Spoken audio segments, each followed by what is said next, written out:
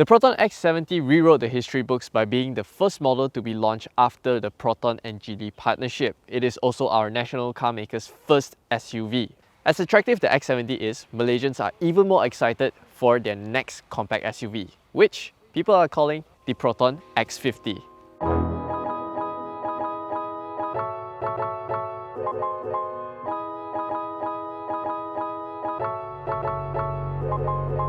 Proton did not disclose when are they going to launch the new X50. Maybe in 2020, maybe later, who knows. But I couldn't wait that long. That's why I've flown all the way to China to check out firsthand the Geely Binyue, which is going to be the future car for the X50. In today's review, I'm going to bring you guys on a first drive impressions and tell you what I like and don't like about their new Proton X50. Log on to Wapcar.my for the latest reviews, comparisons and car prices to help you find your perfect car. And don't forget to click on the subscribe button. Before we get on with the video, I want to put a disclaimer out there that this is not the range-topping Geely Binyue Sport line. This one here is the lower grade variant, but still 1.5 litre turbo. This, I feel, is a more accurate representation of what the Malaysian market will receive. Although I do agree that the Sport line is much sharper to look at with the red accents, roof spoiler and quad exhaust pipes. Now let's get on with the car. This one here is equipped with the full LED headlamps with LED daytime running lights. I really like this expanding Cosmo grille, just really mesmerizing to look at. And this silver trim here just highlights and accentuates the front of the car, giving it a more wider stance on the road. Further down there, you still have air curtains as well as fog lamps. Other bits and bobs include 18-inch alloys, roof rails, rear spoiler, as well as dual exhaust outlets. I think that the Geely Binyue is a very handsome looking car, but when it comes to Malaysia, rest assured that Proton designers will have their input onto this car, giving it that Malaysian flavour. There are some design magic involved to make the car appear smaller than it actually is. And that all boils down to this floating roof effect at the C-pillars, which I think looks really good. Check out the car keys to the Binyue. It looks so gorgeous and so expensive. And just like the rest of the cabin, it's really impressive. At a glance, it looks really high-tech, really well designed, really beautiful. I like this silver bits here and this air vents opening. It just looks like something is trying to bite you. Quite nice.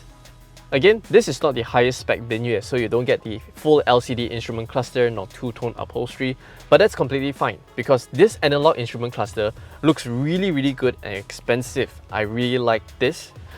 Over here, you get a 10.25-inch landscape-oriented touchscreen infotainment system with a later, newer GKUI. Now, I thought that the system on the Proton X70 was already really impressive, sleek, easy to use. Over here, it's even better. The response is just like an iPad, and the amount of functions and features you get even more. You have the voice command, intelligent voice command system, although this one here is in Mandarin, so I won't test that out.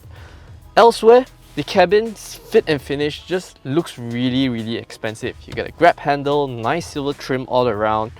I like how this electronic gear selector looks. What's a little bit surprising is the quality of touch points in here. It's not cheap per se, but it just doesn't have that wow factor. It doesn't blow your mind. If you're familiar with what the X70 feels like, it's a little bit like that. Just alright and mediocre. Doesn't feel too nice. The cup holders in here are questionably small.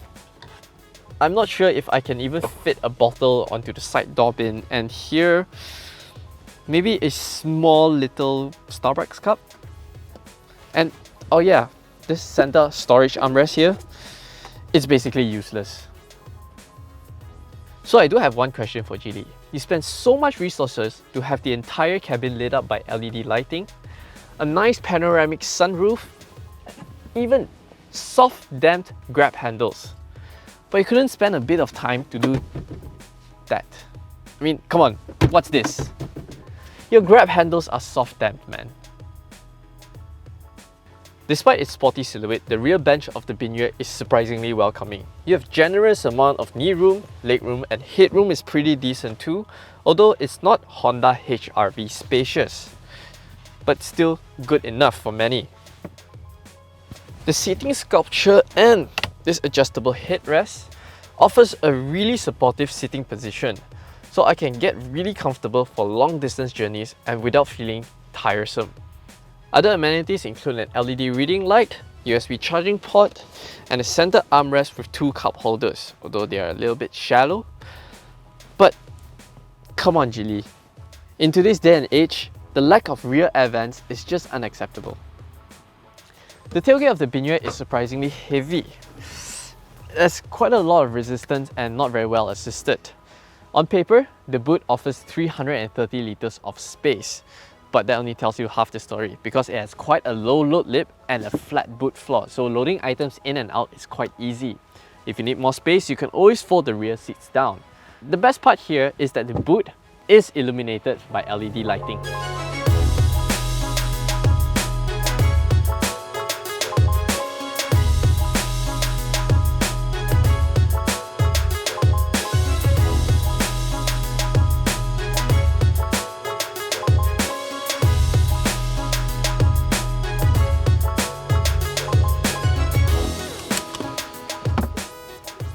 After driving the Binyue, I have to say, wow.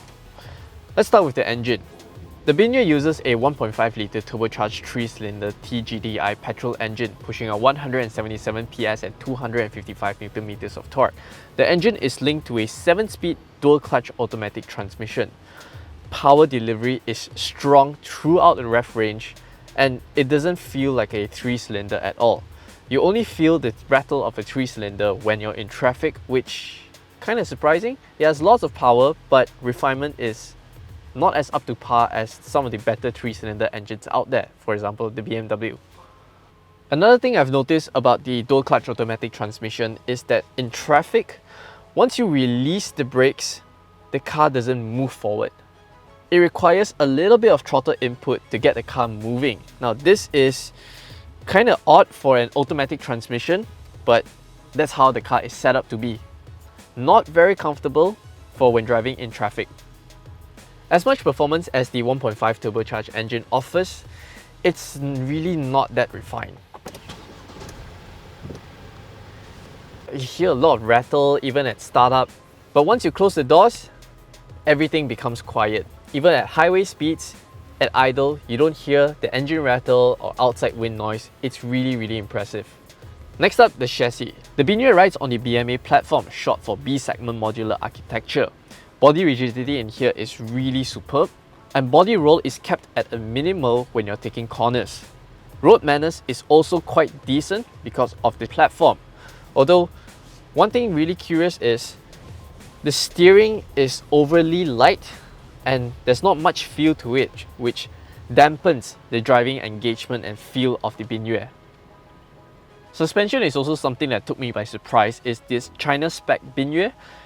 The suspension is really hard, so it's stiff. When you're going over speed stripes, you feel every bit of it. And that translates into the cabin as well. After asking some of the owners and users in China, they said they appreciate this kind of feel because it makes it feel premium and solid because you feel a lot of the road. But rest assured that when the Binyue comes to Malaysia, this suspension setting will not be available in Malaysia. It's gonna be supple, soft, and hopefully injected with Proton's ride and handling.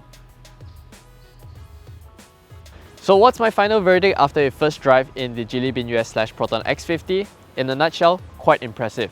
But I do admit that some flaws would present itself after I spend a little bit more time with it on Malaysian roads. But given the features, quality, and the price that you're expected to pay for a Proton crossover, this Proton X50 would be something that you should look forward to. Thanks for watching. We hope you enjoyed this video. Make sure to subscribe to our YouTube channel for more videos like this. And leave us a comment down below. What do you think about the new Proton X50? But right now, I have another car to test drive.